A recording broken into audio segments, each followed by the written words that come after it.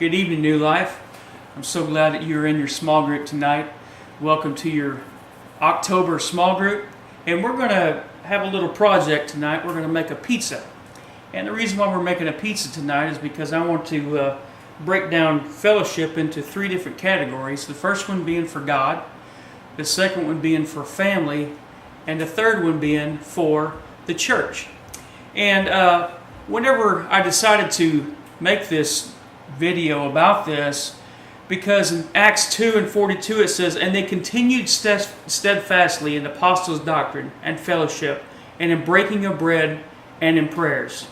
Now, for our first ingredient, which would be the crust, I know that in making any kind of pizza that you have to have a crust, and more than likely you're going to have some kind of sauce, and you're going to have cheese. That's just part of making pizza. And so we're going to signify those three things by God being the foundation, your family being the middle of your life, and then the church being the topping, or everything to hold everything together. And in this little lesson tonight, I just want to let you know that with these three things, that all things are possible and you can reach your family.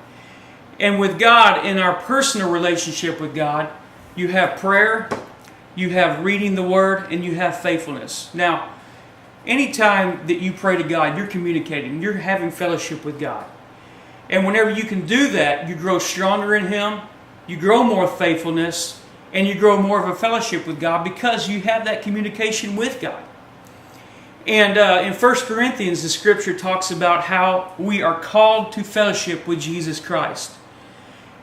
What that means is whenever we're by ourselves, nobody's watching, that is the true relationship, the true walk, the true fellowship with God. In the Bible it talks about Enoch, and it says that he simply walked with God. That's all he did, was just walk with God. And the second part of what we're going to talk about tonight is our family. One, being friendly with our family. Two, being a light to our family. Three, being consistent. See, a few months ago, I turned this off on my phone now, but whenever I'd get to work every morning, it would tell me how far it was back home. And then whenever I got in my truck that afternoon, as soon as I got in, it said 18 minutes to home, 22 minutes to home. Every day it would do that. And whenever it was doing that, I was like, well, that's kind of odd, in that my own phone would tell me how far I was from home. But it understood how consistent I was in my daily, every day I would go to work. It knew it.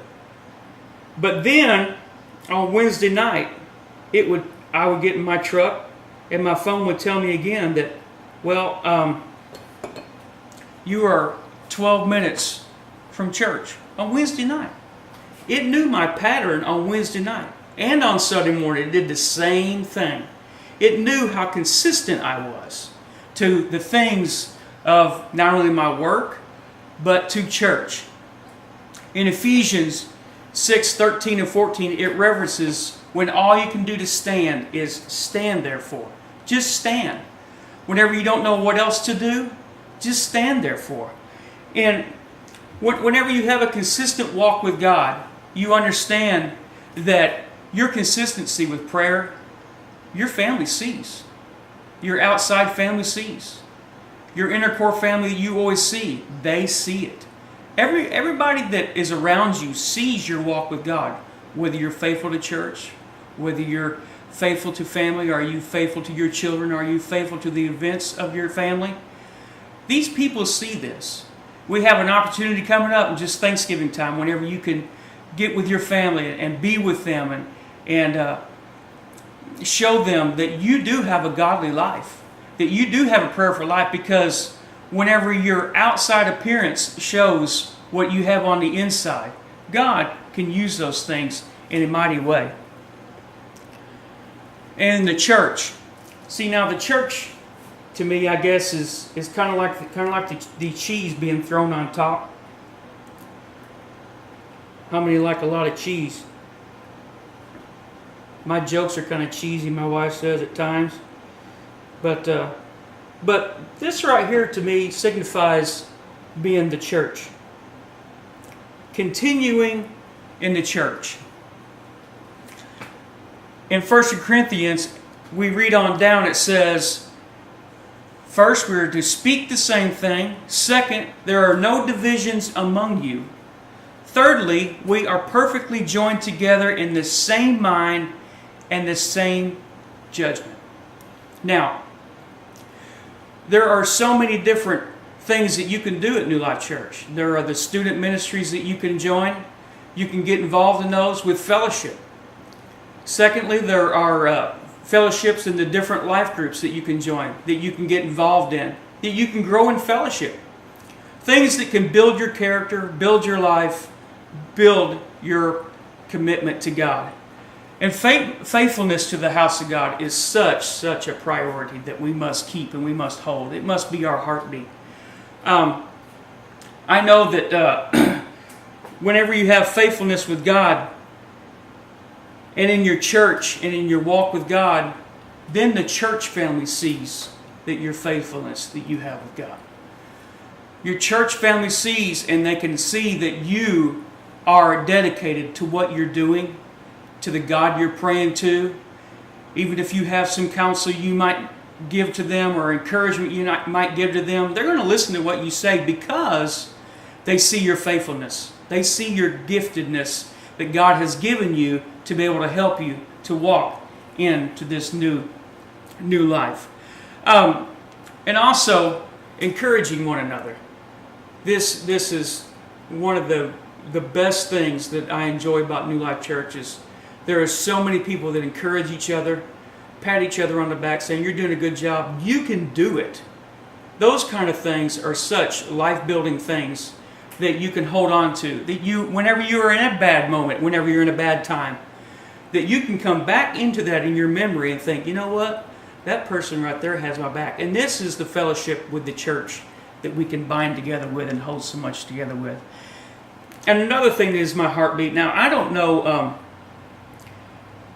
this was my favorite kind of pizza. I don't know if you guys see what this is. This is called pepperoni. And this is one of the things that I believe that we have built our foundation of our pizza with God, our family, and now the church on top. And these right here are the different kind of things that you can do in your walk with God. It kind of like adds things to your life or to somebody else's life. Somebody's going to enjoy this pizza here in a little bit. But there are so many things that you can do by encouraging others. Now, I don't know, maybe somebody likes bell pepper on their pizza. I don't know. Some people may not like bell pepper. Some people may like onion. Some other people may not like onion. I like onion on mine. Now, for some of you different people, you like pineapple and Canadian bacon on your pizza. Now, see, or olives, or different kind of olives, or maybe even a mushroom for you mushroom lovers. Now, I love mushroom on mine. You can do however you want to with yours, but mushrooms to me are like God's gift from earth. They have a little bit of earth taste. But anyways, all these different things, every time you encourage somebody, if you like this, pineapple isn't for everybody, but you might find somebody that you encourage that might like pineapple on their pizza. If you understand what I'm talking about. Now, all right, so with all this being said about this, the pizza and the different things that you like on your pizza, one thing that has really stuck out to me, and one thing that happened just this past Sunday was whenever somebody come up to the altar and they needed encouragement. Now, to me, I realize that not everybody can do this or everybody feels comfortable doing this, but there is nothing greater than going up and praying with somebody at the altar. There is no greater fellowship that you can do. There is no greater character building that you can do for yourself spiritually and for the person you're praying with spiritually. This, to me, is the greatest fellowship that there is. I love eating. As you can see, I love eating. I love all these things. But whenever it comes down to that last 8 to 10 minutes of service, that is my passion. That is my fellowship. That's what I love to do. That's what I love seeing others to do. And with this being said, church, you may never look at a pizza the same again. I don't know. Every time you look at pizza, you might think, oh, well, maybe that's, the church or the family. But anyways, I'm so glad that you have come to your small group tonight. God bless you.